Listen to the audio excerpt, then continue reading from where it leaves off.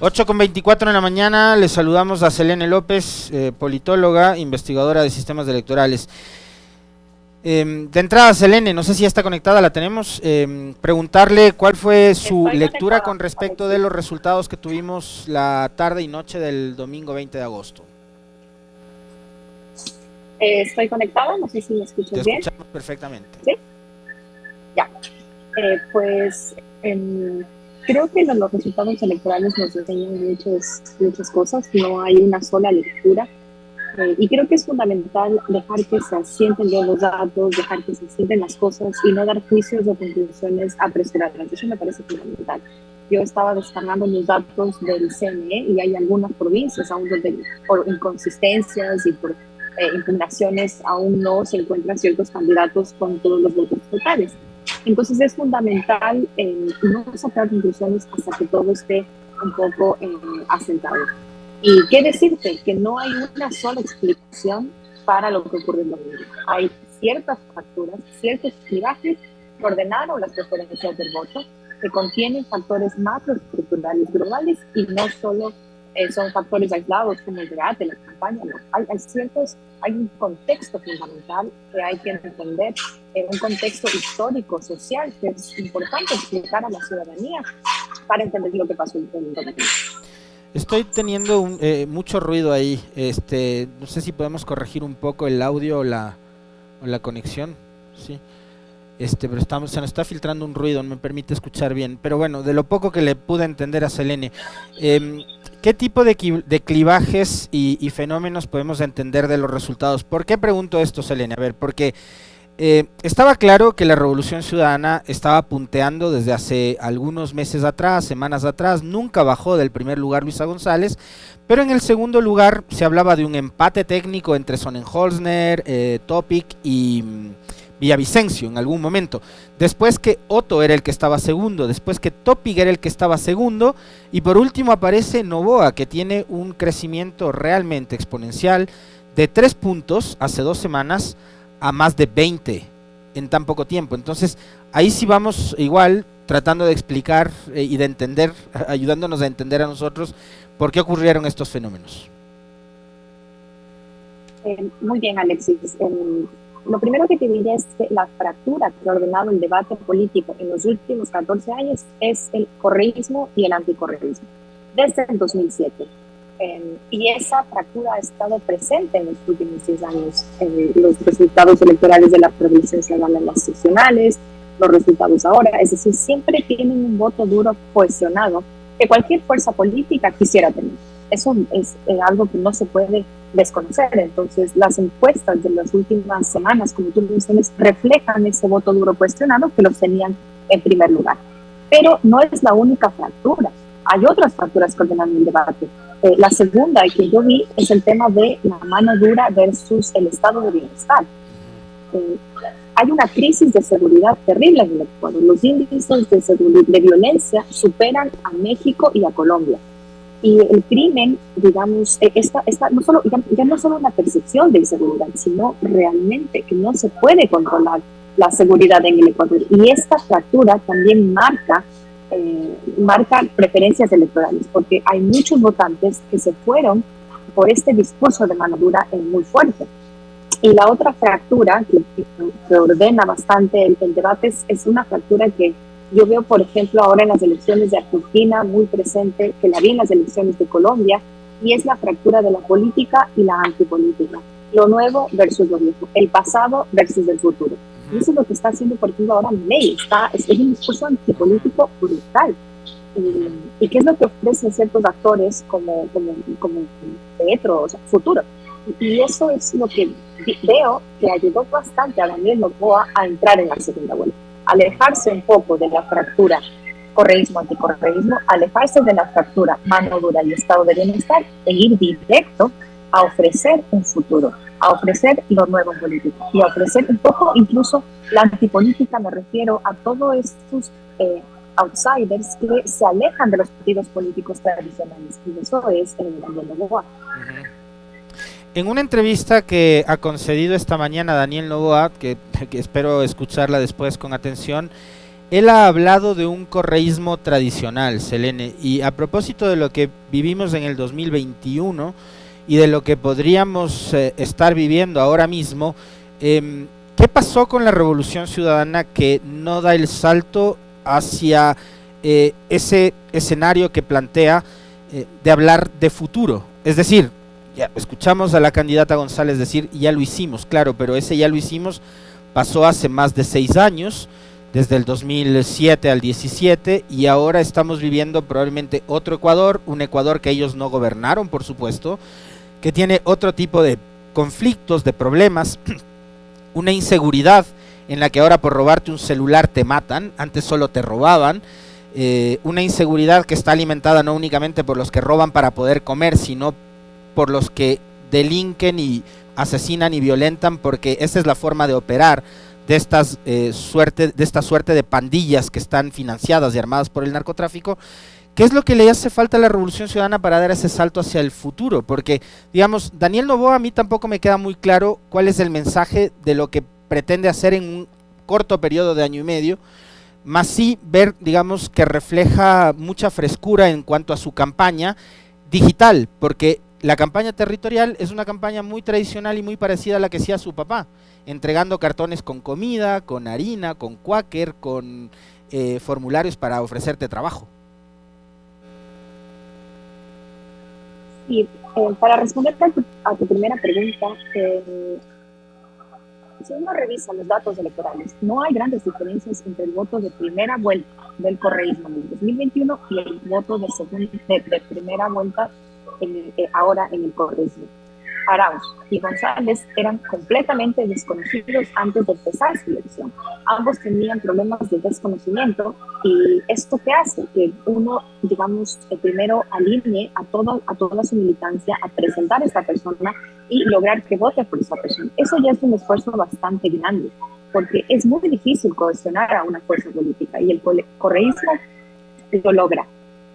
Revisando, digamos, los datos un poco más desmenuzados, hay una recuperación en ciertas provincias como Pichincha y Azuay. Como esta es la radio Pichincha, les traigo los datos. En Pichincha en 2021 se obtuvo 22.53% de los votos y hoy se obtiene 26.43%. Eso quiere decir casi 10.000 votos más en Pichincha.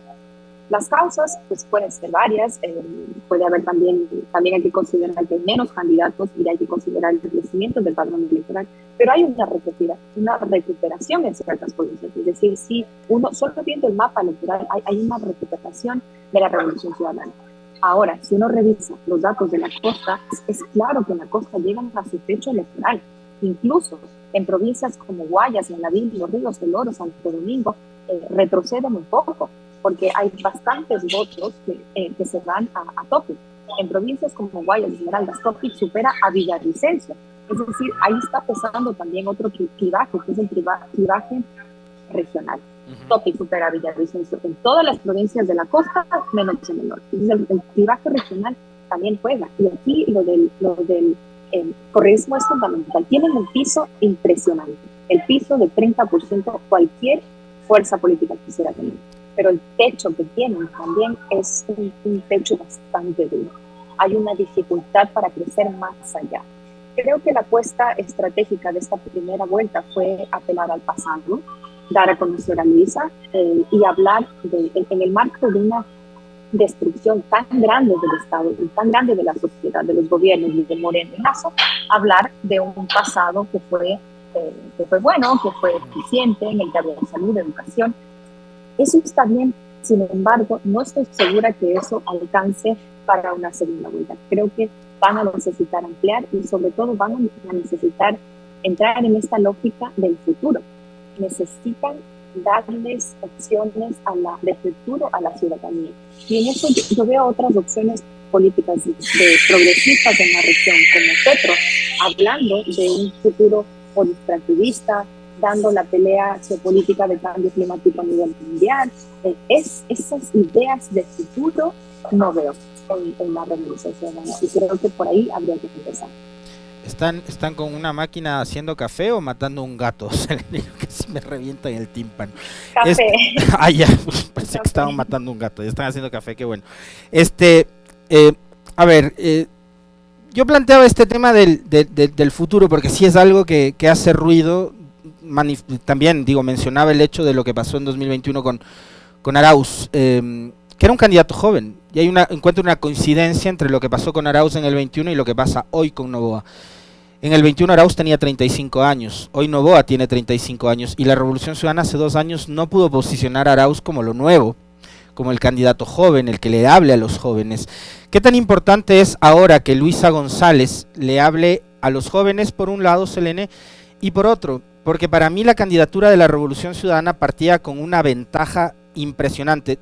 Selene ha hablado del piso que tiene la Revolución Ciudadana, que es un 30%, y ha mencionado además el crecimiento de provincias como Pichincha, que nosotros también lo revisábamos en el comentario hace unos minutos, viendo el mapa político del Ecuador, que ha cambiado totalmente en esta primera vuelta. Y es el hecho de ser la única candidata mujer. Pero me da la impresión de que no termina ni la campaña de la RC en su totalidad, ni la propia candidata conectando directamente con las mujeres. Y teniendo además unas aliadas maravillosas. O sea, quiero hablar de lo que hace por las mujeres en Pichincha Paola Pavón a través de Warmi, por ejemplo, o lo que están tratando de replicar con proyectos como el Warmi, Marcela Guiñaga, en Guayas. Sí, a ver, hay dos ideas. Para responderte la primera, no necesariamente la edad, ya por ser joven, no necesariamente tienes la representación política de los jóvenes. Bernie Sanders es un adulto, o sea, como ustedes saben, es un adulto mayor, tiene sus 80 y algo de años, y es el representante de los jóvenes. Probado estadísticamente, electoralmente, Bernie Sanders es el candidato de los jóvenes por sus ideas, por sus visiones, porque las elecciones son eso, son sentimientos, sensaciones, valores, y creo que en la elección de 2021 Arauz no logró transmitir esas ideas de futuro. ¿Por qué? Porque la Revolución Ciudadana al final es un partido donde priman los liderazgos tradicionales, donde priman lógicas también verticales, como las de un partido, y no horizontales a las que los jóvenes están acostumbrados, ¿entiendes? Entonces no es un tema de edad, es un tema de representación. Y ahí creo que les va a tocar no solo cómo hablar a los jóvenes, sino tienen que reinventarse. Los partidos de todo el mundo se están reinventando.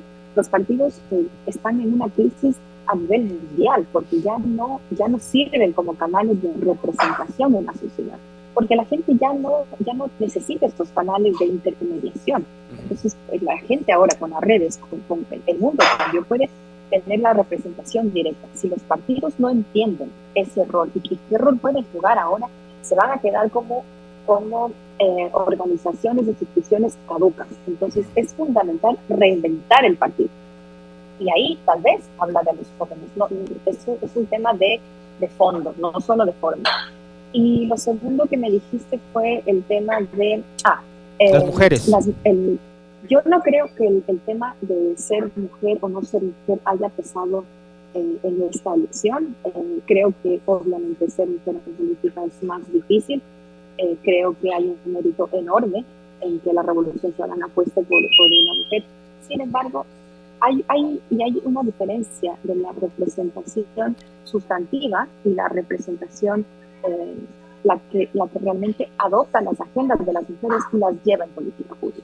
Es decir, aritmética, nosotros ponemos la representación porque son 5 mujeres, 5 hombres, pero ya la de verdad es la que lleva las agendas de las mujeres en una apuesta real por eso. Y creo que ahí hay mucha recordación de que por más de que haya buenas lideresas, como tu nombre, buenas prefectas, y hay algunas voceras de la Revolución Ciudadana muy fuertes. Yo veo a Irene Noriega, veo algunos cuadros de mujeres muy interesantes en la Revolución Ciudadana.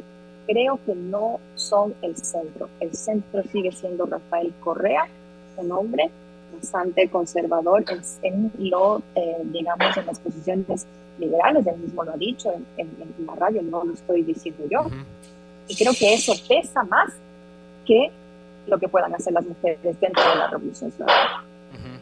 Pero lo que puede hacer la candidata, digo, porque ahora lo que está demandando la gente es, por ejemplo, ver más Luisa y ver probablemente menos Correa, por ejemplo, ¿no?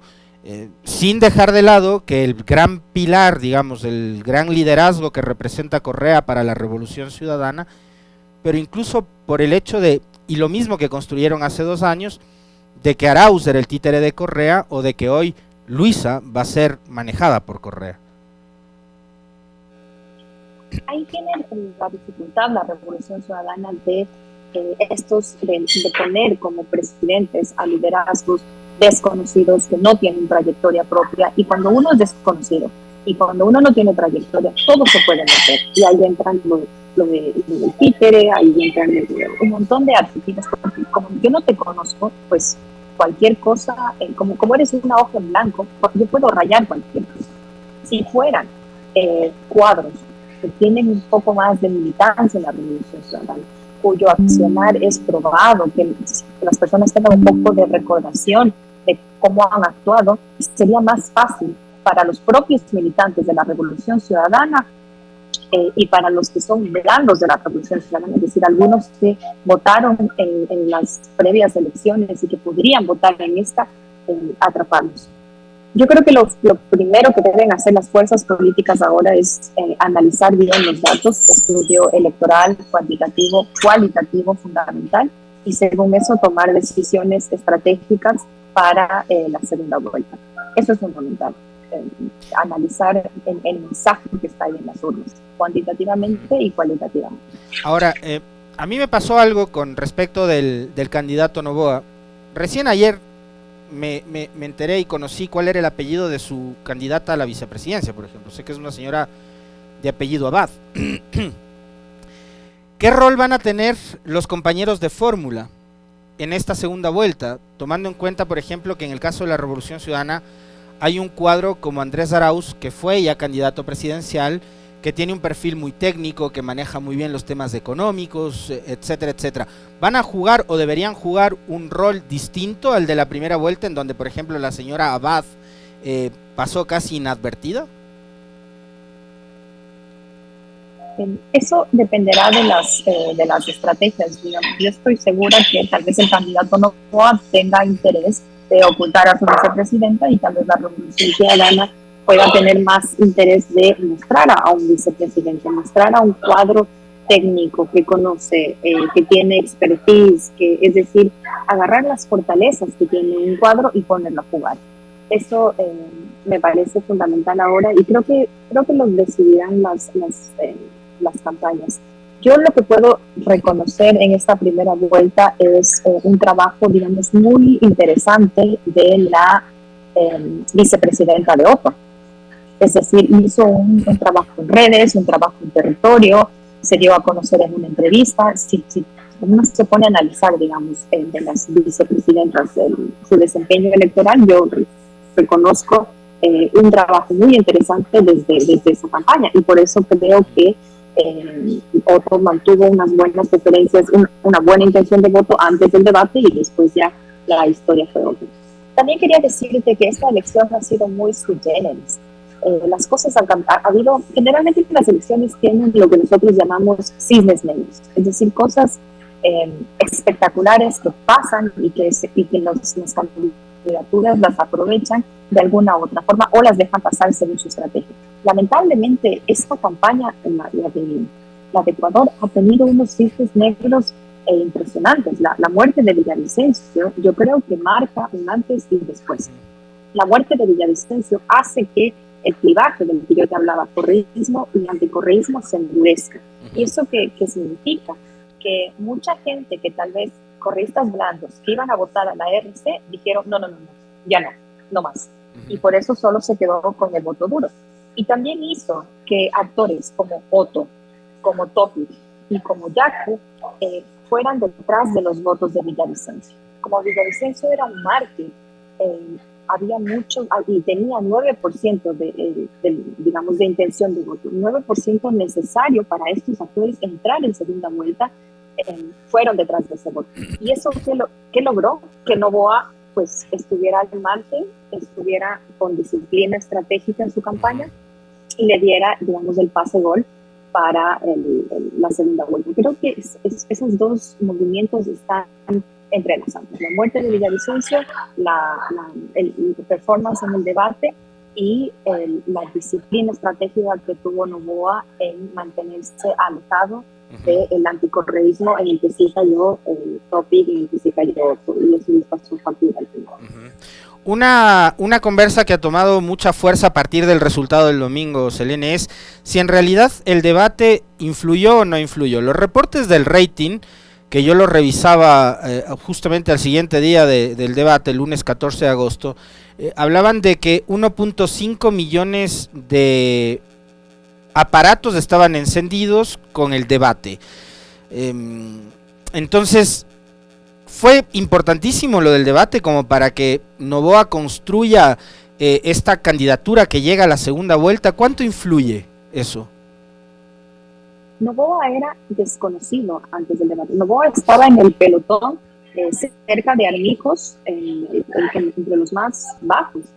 Y a partir del debate empieza a sumar intención de voto. Y esto te digo con conocimiento de tracking, no por ninguna razón, con conocimiento de revisar encuestas a partir del debate. Noboa despunta. Pero tú estás en lo cierto. En esa misma encuesta, cuando se le pregunta a la gente si se vio el debate, solo 1 de cada 3 ven el debate completo. Sin embargo, hay una conversación post-debate que es fundamental y eso está regado por todas las redes y eso está en TikTok, eso está en Twitter, eso está en Instagram, están en memes de WhatsApp. Hay una conversación post-debate que son una especie de shortcuts que la gente, si bien no vio el debate, se informa en ese pequeñito por meme, o ya sea por algo que dicen en el chat familiar, o ya sea por una conversación con la vecina, se informan de lo que ocurrió. Y eso sí influye.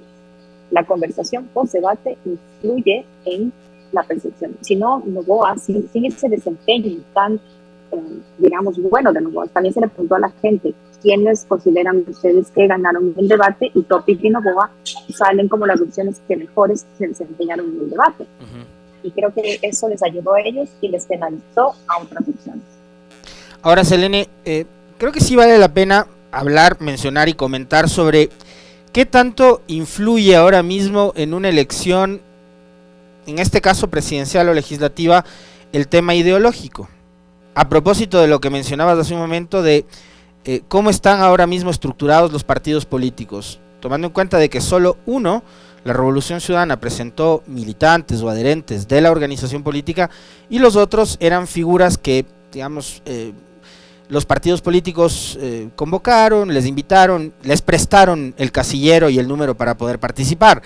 Esta es una elección que en materia ideológica nos dice algo, más allá de que estamos eligiendo también ya por candidatos que nos puedan resultar más simpáticos, más divertidos, menos pendencieros, menos conflictivos, más cercanos. ¿Nos está diciendo algo ideológicamente el voto de la última elección o no? Esa es una excelente pregunta, Alexis. Y toda una corriente del pensamiento de la sociología que dice las ideologías de izquierda y derecha son fundamentales para entender los partidos políticos y los votos hasta los años 70 y 80. Sin embargo, a partir de los años 80, las ideologías empiezan a moverse porque los actores de izquierda empiezan a irse en el centro. Ahí tienes Tony Blair, que empieza a adoptar un plan, digamos, un poco más privatizador, y las ideologías ya se mezclan y se habla de un mundo postpolítico, el fin de la ideología, se habla de un mundo más allá de la izquierda y la derecha. Entonces, plantearnos ahora la cuestión de si las ideologías importan ahora es fundamental. Yo creo que en Ecuador no está clara la fractura izquierda-derecha, nunca está clara.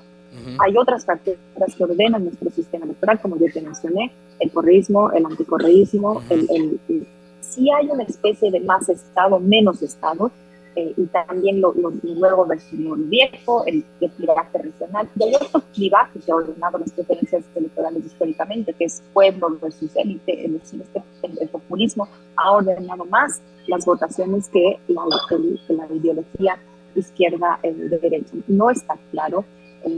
Utilizamos los mismos términos para referirnos a la economía como a las libertades. Entonces, es muy difuso, y si nosotros no podemos entenderle, la gente tampoco va a votar por un candidato porque es de derecha o por uno porque es de izquierda. No.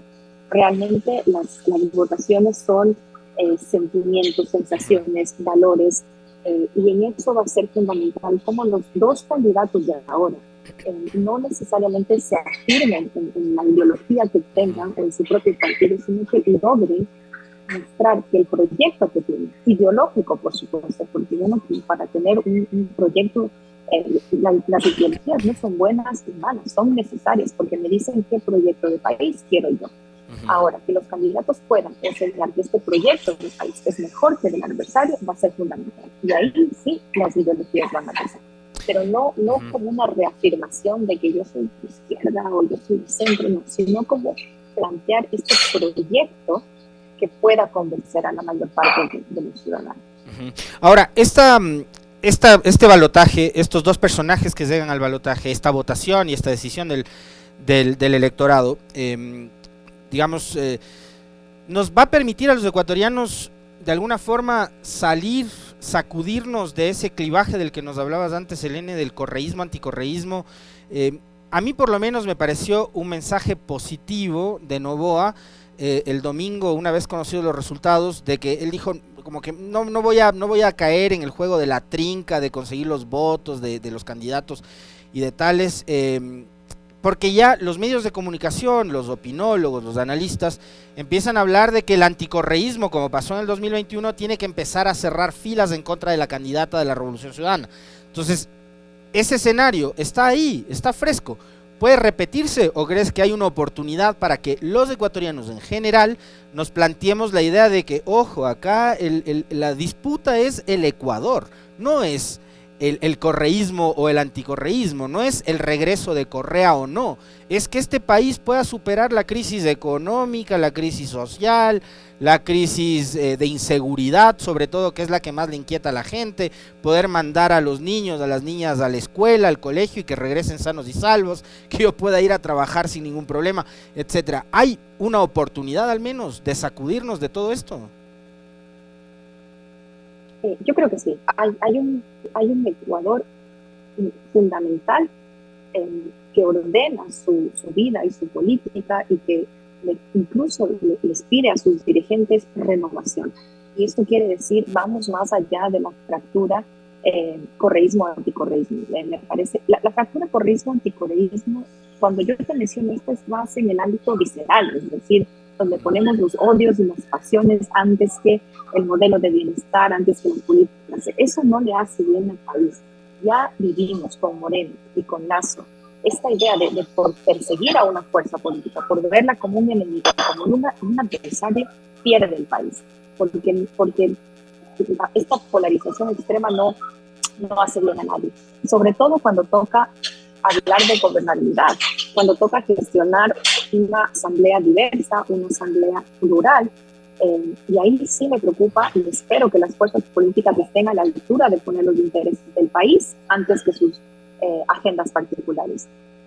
No sé si eso sea posible. Yo ayer veía que ya la alianza de Construye Gente Buena ya se rompió, es decir, no llegan, ni siquiera se establecen, ni siquiera están a un día de las elecciones y esa alianza ya se rompe. Eso hace imposible gobernar un país. Entonces veo muchas cuestiones positivas cuando estamos hablando de futuro, veo muchas cosas positivas. Lo que ocurrió con el Yasuní y el Chicho Andino es un mensaje global, es algo continental. ¿Cómo no voy a alegrarme por eso? Pero cuando veo estas otras cosas sí me pregunto acerca de cómo gobernar un país en el cual una alianza que llega al día se rompe. Y vamos a ver que tal vez algunos asambleístas cuando lleguen y tengan ya su carnet, pues se van a desafiliar. Estas cosas no le hacen bien a la democracia, no solo a una fuerza política, a la democracia. Ahora, el sistema de partidos políticos como está ha provocado también esta realidad que hoy estamos enfrentando, ¿no? Hay 200 organizaciones políticas entre nacionales, provinciales, cantonales y locales, 200, no sé si más, y hay como me parece 17 partidos nacionales.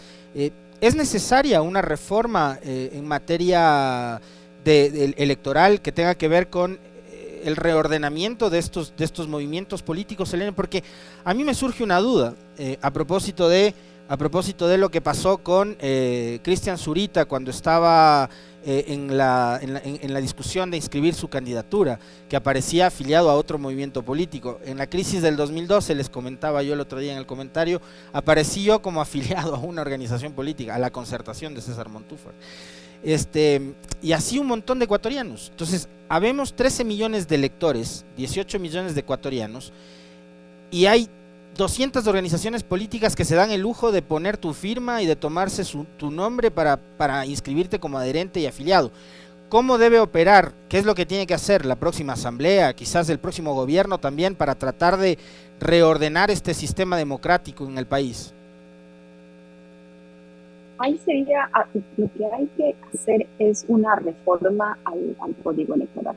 No hay otra salida que impida los camisetazos, que impida las empresas políticas. Yo no les quiero llamar partidos políticos porque no lo son empresas electorales que se alquilan para cada elección. Y eso no es un partido político. Un partido político aglutina una ideología, aglutina preferencias, aglutina militantes, trabaja en la formación de cuadros. Eso no es estas organizaciones. Lo que impida que existan, porque que nosotros tengamos elecciones ahora es consecuencia de este movimiento, digamos, de tranza en la asamblea, de agendas de intereses particulares, y ya no particulares de organizaciones políticas, sino intereses personales, privados de asambleístas, que no representan a nadie. Entonces están ahí para lucrar, para migrar, para transar, para las coimas, y no tienen un horizonte de pensar en un acuerdo de gobernabilidad. Entonces sí, una reforma al código electoral sería fundamental, pero también que las fuerzas políticas que sí existen, que sí representan al correísmo, el Partido Social Cristiano, la izquierda democrática, es decir, algunos partidos que sí tienen trayectoria, que tienen prefecturas, que tienen un poco más de historia política, que pongan que pongan los intereses del país antes que las agendas particulares. Hay en ciencia política un dilema muy grande entre representación y responsabilidad. Uno, cuando es candidato, representa una parte, pero cuando ya es autoridad elegida, ya no solo representas a la parte, representas a todos. Y esa es la responsabilidad que digamos que todos deberíamos exigirles a nuestros asambleístas en la asamblea en el periodo periodo. ¿Cómo? Ya se nos acaba el tiempo, nos quedan 2 minutos, Selene. La campaña electoral, la primera vuelta, decía Selene, y sí, tenía este ingrediente realmente horrible, espantoso, lo sucedido con Fernando Villavicencio, que fue, digamos, un hecho que finalmente terminó influyendo porque hubo mucho voto de nostalgia. Es decir, la candidatura del asesinado Villavicencio terminó en tercer lugar, y creo que eso también nos da un mensaje súper importante. Y fue una primera vuelta con una campaña bastante sucia, una campaña sobre todo en lo digital bastante sucia. Esta segunda vuelta, Selene, ¿crees que se va a repetir el mismo escenario o crees que la disputa entre Noboa y González o González y Noboa va a bajar un poco los decibeles? Mira, las campañas en todo el mundo son así. Existen fake news, existe desinformación, existe contraste, existe ataque, existen campañas de lado C. Eso ocurre, hay campañas de ataque, eso siempre ocurre en las campañas. El problema que yo vi en esta es que si tú como fuerza política decides solo quedarte denunciándote en eso, quedarte a la defensiva, quedarte, digamos, en lo negativo y solo defendiéndote, no vas a convocar. Y las campañas convocan. Las campañas están en positivo. Las campañas son como una especie de enamoramiento. Tienes que estar ahí hablándolo a la gente de un futuro posible.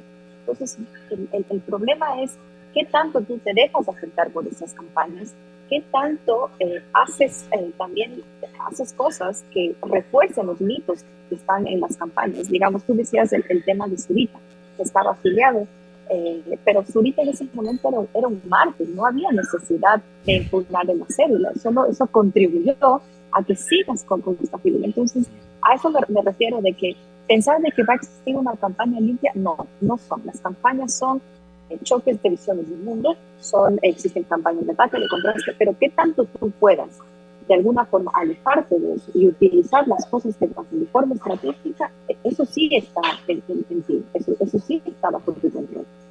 Muy bien, le quiero agradecer infinitamente a Selene López, politóloga, investigadora, conversando sobre los resultados electorales. Estaremos pendientes también de lo que sucede en segunda vuelta y convocándole a Selene para un próximo diálogo. Un fuerte abrazo.